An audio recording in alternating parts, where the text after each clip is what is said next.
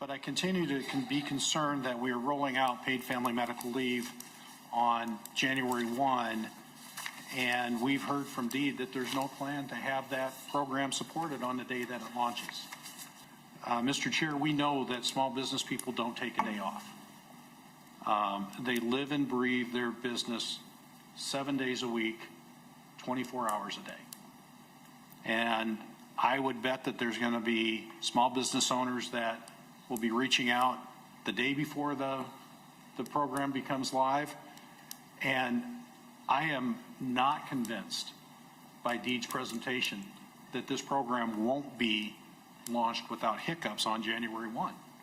I think it's just extremely important that if we are going to implement a big government-run program on a holiday, that the support be there on that holiday to cover it. Mr. Chair, as I mentioned earlier, I understand the need to have discussion around paid family and medical leave. That is a separate bill from what we have here.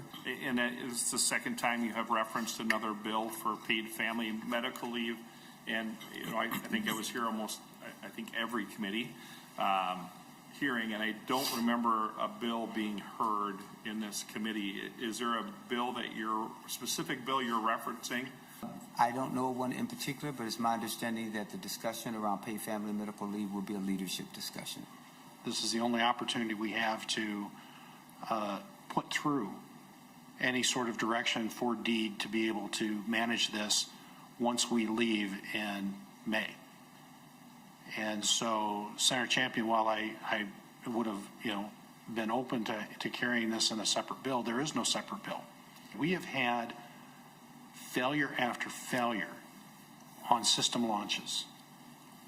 MNsure was a failure for almost 2 years when we launched it. Everybody remembers MNLARS and what a debacle that was, to the point that we had to scrap the whole thing and start over again. And you are going to have to answer your constituents, your small business owners, why support wasn't available on the day that the program launched. I can tell you there's not a single entity that does large releases like this that does not have support available on the day that it launches. Had we done paid family medical leave differently, I can tell you, if it had been more of a public-private partnership like I had proposed, that private entity would have call center people available on that day. They would have call center people available the day before. If the majority is committed to paid family leave being successful, then I think it's your responsibility to vote in favor of this amendment. I've been very clear about this separation. Nobody can answer the questions on the project management side of this. Then we as a legislature have to step in and say, DEED, you have to do the basics to make this work. There is no bill.